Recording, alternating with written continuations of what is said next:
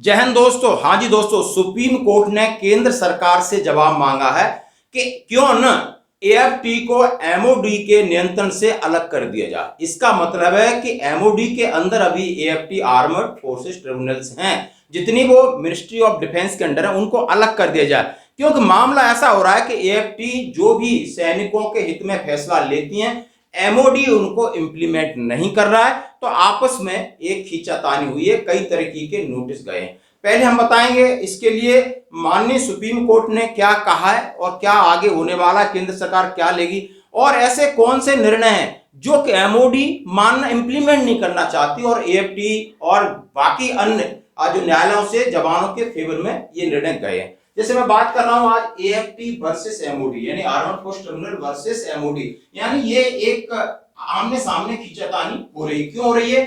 सबसे पहला एक ऑनरी नायब सुधार का केस है। आप समझ सकते हो 1 जनवरी 2006 से पहले जितने ऑनरी जो हवलदार है उन्हें ऑनरी नायब सुधार मिला था, उनकी पेंशन रिवीजन होनी थी, उनका एरियर मिलना था। आधा अधूरा इंप्लीमेंट हुआ, 2013 तक शायद एरियर उन्हें मिल गया है। फिर उसके बाद 7th पे सीपीसी के बाद ना ही उनकी पेंशन रिवीजन होती, जबकि इसका पूरा डिसीजन हो चुका था और इस मामला अभी भी सुप्रीम कोर्ट में अटका पड़ा है। और क्योंकि एमओडी इसको इंप्लीमेंट नहीं कर रही है और जबकि इसके फेवर में सारे डिसीजन जा चुके हैं। अभी इसी तरीके से नेशनल इंक्रीमेंट आप देखिए, जो लोग रिटायर्ड होते हैं 30 जून को रिटायर्ड होते हैं और उनका इंक्रीमेंट 1 जुलाई को लगने वाला होता है, इसके फेवर में बहुत सारे ग्रुपों में इसका केस गया एएफटी में और एएफटी ने निर्णय दिया हाँ मिलना चाहिए था। सिविल सुप्रीम कोर्ट ने भी इसमें किया, मद्रास कोर्ट का भी था, लेकिन चाहे वो 1 जुलाई हो 1 जनवरी के जो केसेस हैं, ये भी मामला एमओडी में जा चुका है, लेकिन इंप्लीमेंट नहीं हो रहा। इसके ऊपर भी रोक लगाई क्योंकि फाइनेंशियल मैटर है और सरकार का ऐसा है कि उनके पास फाइनेंस वाले मुद्दे को अटका के रखे।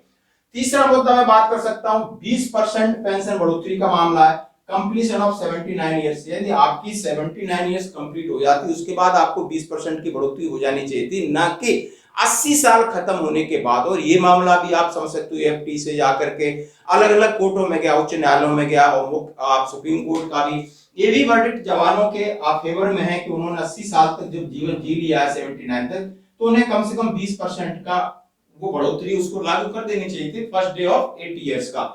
ये भी मामला है, डिसीजन है, ये भी एमओडी ने लटका के रखा है। दूसरा 5% आफ्टर 65 एज, फाइनेंस मिनिस्ट्री के पास गया हुआ है, अभी तो मामला लटका हुआ है कि 65 के बाद 5%, 70 के बाद 10%, 75 के बाद 15% और 80 के बाद 20% का जो मामला है ये भी है। क्योंकि इसमें कहा गया कि इतना साल तक एक सैनिक की एवरेज एज ही 55 साल बताएगी, 55 साल तक ही एक सैनिक जिंदा रहता है, उसके बाद 80 साल में तो एक आध दो चार परसेंट है, तो इसका कोई लॉजिक नहीं है। आप कम से कम 65 के बाद ही कर दीजिए। ये भी मामला फाइनेंस मिनिस्ट्री में अटका है।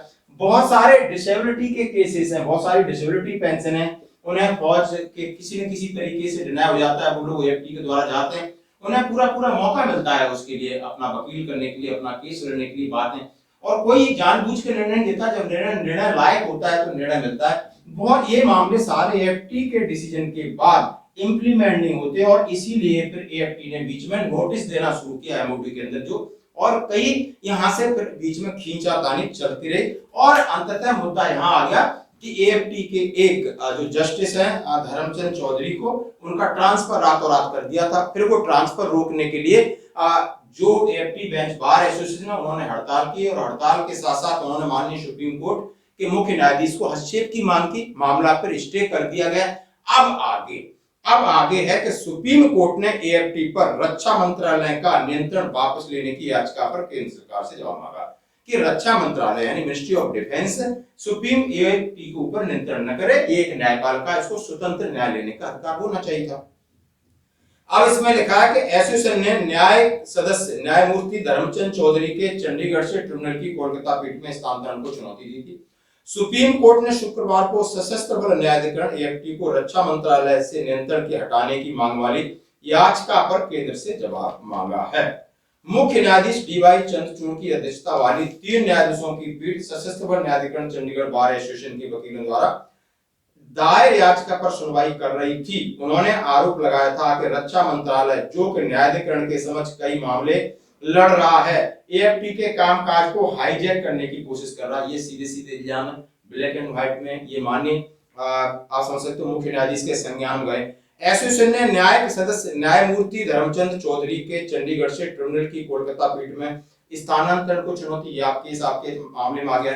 यह आदेश पिछले महीने एएफटी अध्यक्ष द्वारा जारी किया गया था, क्योंकि उन्होंने भारतीय सेना के सेवानिवृत्त नायब सूबेदारों को पेंशन के भुगतान का निर्देश देने वाले ट्रिब्यूनल के दिसंबर 2017 का आदेश का पालन न करने पर रक्षा मंत्रालय में एक वरिष्ठ सरकारी अधिकारी के खिलाफ अवमानना शुरू की थी। मामला यहाँ फंसा था। उन्होंने कहा कि जो ऑनरी नायब सूबेदार हैं उनको 2017 उनके पेंशन संशोधन के लिए आदेश दिया था और उन्होंने उसके खिलाफ एक अवमानना का एक नोटिस जारी किया था, वहां से मामला शुरू हुआ था। बार एसोसिएशन ने दावा किया कि स्थानांतरण से पहले न्यायमूर्ति चौधरी द्वारा सुनी गई निष्पादन याचिकाओं को दिल्ली एफटी प्रधान पीठ में स्थानांतरित कर दिया गया था। पीठ में न्यायमूर्ति जेबी परिडावाला और न्यायमूर्ति मनोज मिश्रा भी शामिल थे।